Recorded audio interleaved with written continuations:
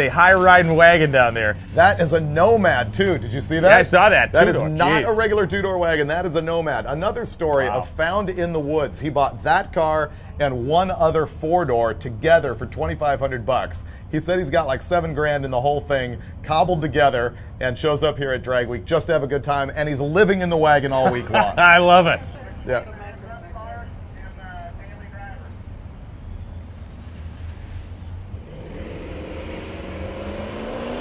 Casual walk off the line.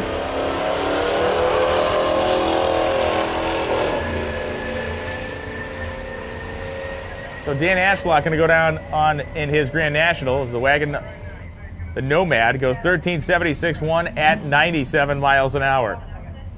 And here comes 11.45.2, 114 for the Mercury Mustang. Now what you're seeing on the line here is actually going to be a good race because this guy's got essentially a stock 350 in his Nomad gasser, and we've got a 232 inline 6 on the bottle in the Gremlin. And so it's going to be 13.98 versus mid-14s, I think. Who's going to cut the light? Who's going to get to the stripe? To be honest with you, I got to put the emotional favorite here. I got to put everything aside and just go with the Gremlin. Wow, got to do it. Oh, wait. Oh, look at him spinning the tire out there. Yeah, he did, but he treed the Gremlin by about a quarter second. It's the last time I ever root for a Gremlin doing anything.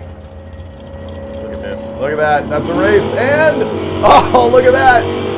Left on him and outran him. Nomad goes 14.23.7. The Gremmy 14.42 with the 1 at 93 as the father and daughter combo at 125 miles an hour. And I know you love this little Nomad down here. You know what's funny is that wheel stand completely spun the bearing on the comments on our live video feed. It just could not handle the volume. So this gasser you see on the line is in fact a Nomad. That is not just a two-door wagon. He dragged this thing out of some bushes. For $2,500 he bought that thing with a parts car, threw it together, $7 grand, came to Drag Week, and he's sleeping in it.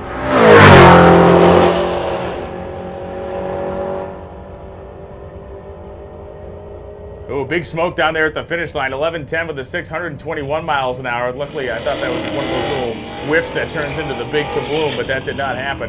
13.99 1 at 94 for the Nomad.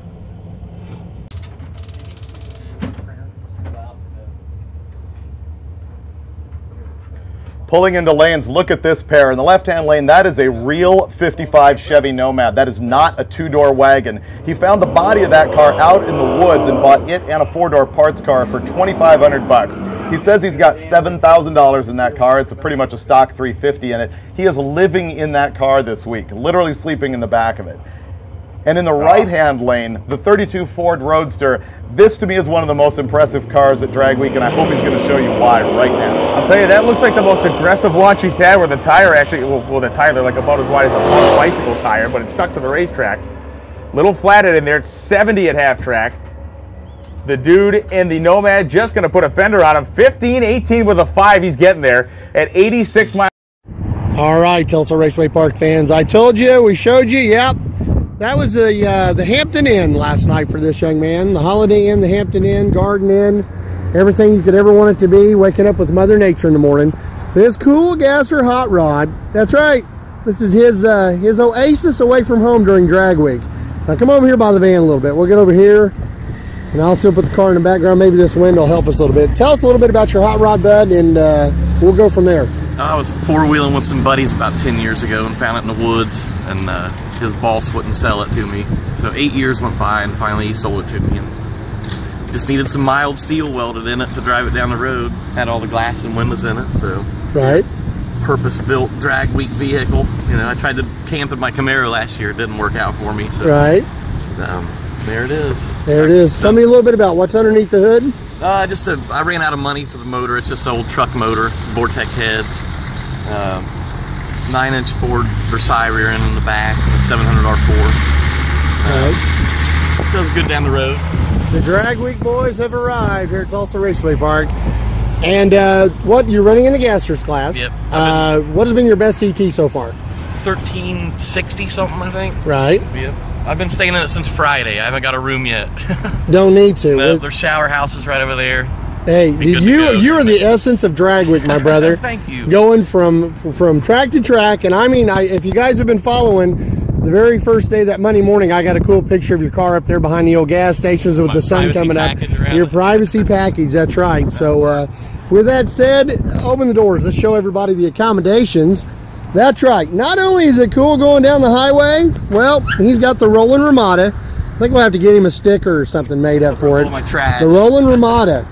That's right. Drag Week. This is truly the essence of Drag Week 2014. If you've never been on Drag Week, believe it or not, he probably could have got $100 for this bed at any night during Drag Week from any of the racers, and they'd have gladly paid for it. So, once again, we're at Tulsa Raceway Park. What was your name, sir? Paul Nichols. Paul Nichols. Columbus, Ohio. Columbus, Ohio. Now, did you drive it all the way down here? 840 wow. miles. Dude, 840 miles, then you do the trip, then you got to go home. Yep. I'm going to buy some tires for the trip home. Buy some tires. So, well, brother, I appreciate it. Good luck, and I'm glad I got to catch up with you. Thanks. All right, thank you, buddy. Once again, this is Dinger. I'm going to walk around it, give you a complete shot. Hot Rod Drag Week, baby. 2014. This is Dinger out. 1050 with a 129 miles an hour in the Hodge Ford lane. Up comes this great and crustified 1955 Nomad.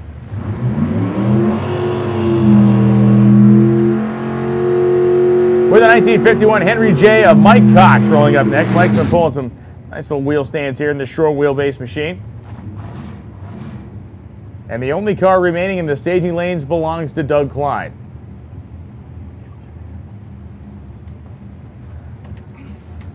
Klein will need a very, very stout run. He will need to do something he has not ever done before by a significant margin.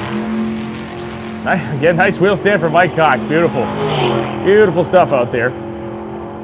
Out of that hard running machine. Up, here comes our man Dave. So it will be Doug Klein to close the program. It's been a long week, man, and it's been almost no sleep. The sleep deprivation program that we've had going on actually is nothing in comparison to what a lot of those racers have done. No, there's been many. I mean, there's people that have literally planned to sleep in their cars all week, like they do with the Nomad. So he's sleeping in his car, but don't feel bad because he wanted to do that, quote unquote. But again, that's a sign of a guy who figured out a way to get here and just doing it. You know, he might have looked at his budget and gone, I don't have the extra whatever it is to stay in hotels, so I can just sleep in the back of the thing and steal a shower wherever I can get a chance. There's a bunch of guys out there who did this for cheap. They just figured out, I want to be a part of it. I want to finish Drag Week. They're not in some fire-breathing car. They're in something that they put together for less than... Barry going to wind it up. Well, he doesn't have a clutch in that thing anymore. He's going to turbo 400. Boy, he's hiked the front end up to 330 feet. Joe Barry, 166 in the 8th. Barry goes 698. Joe Barry, his first 6-second run ever in that car. An all-steel 56 Chevrolet. 698 at 206 miles an hour for Joe Barry. Wow. Unbelievable. Joe Barry finally does it after living for so long, trying for so hard to get that car down in the 6-second zone. Joe Barry is the owner of a 6-second time slip out of a car he owned and drove in high school. How flippin' awesome is that as Barry makes the turnoff at the top end of the racetrack. The parachutes carrying so much speed still blossomed behind the race car. And I can only imagine the reaction that's going to be coming from Joe Barry when he gets that time slip. He is going to go absolutely berserk down there and in a good way. 698, 206 miles an hour. Joe Barry becomes the fourth quickest car today and one of the few that has run 6 seconds on Drag Week. That is awesome. Ron Gibney and Paul Nichols come up now. Gibney in the white Rhino. Nichols in the wheel-standing Nomad, not so much on that pass. Gibney said he's going to make a reasonable pass here, then he was really going to put the screws to the truck. Goes down maybe a 9.0 here, he goes 9.01, 152, so Gibney right on the edge of the 8-second zone in the big pickup truck. It's a beautiful leaf. I'll show you the pictures. It's unlike anything you've done. It's, I've had so many different problems, so I'm always anticipating something going on. Sure. So I think too much in the car.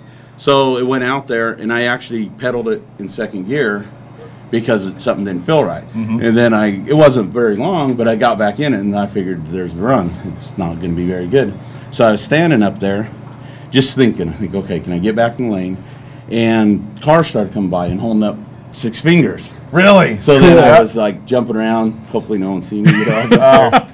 Jumping around, and then, you know, it's pretty emotional. I don't know why, but it was very emotional. Well, you've never even finished here before, have you? No, we finished 2011. We finished, and it was easy. And that was the problem. I took it for granted. Then the next 2 years, we struggled.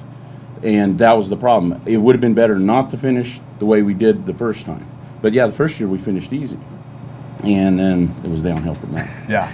Well, So. I can tell you the place went absolutely ape when the number came down, because we saw it leaving. I'm thinking, oh, here it comes, man. It's coming. And he went through the 8th, looked good, and then it came up at 98, and we all went berserk. And we were saying the same thing. We said, he's going to get out of that car down there and sit there and go, I wonder if that was the run, and I'm glad he got a little telltale from the race. I That's did. really cool. And then I started worrying. I thought, well, what if I misread their fingers? I know, I'm sure. And so then I started second guessing. I'm driving down the time thinking, gosh, I got excited for no reason. And then I got it, and I was stoked. So you no need to wind up the car too bad, but you don't need to. Hey, Jimmy, you copy? Got about 4 cars left here in this first round. It's 98. It's not on here. Is it, do I just run it in here? Yes, that's how I had it, yeah. Just want to make sure. Ronnie, put another number in with me. Brian Macy going to be running down the racetrack after the 55 Chevy Nomad. Paul Nichols.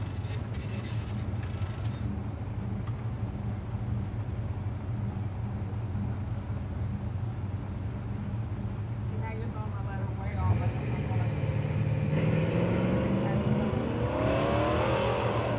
don't So Nichols heads down the racetrack on the Grand Prix side.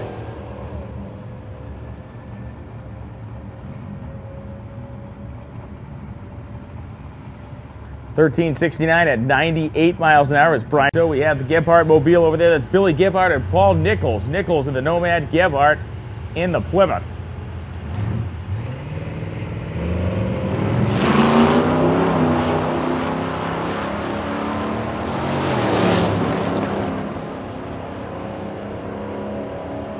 And Billy Gebhardt on the throttle goes down 12.17 to 111 as Paul Nichols goes 13.72 at 97 miles an hour.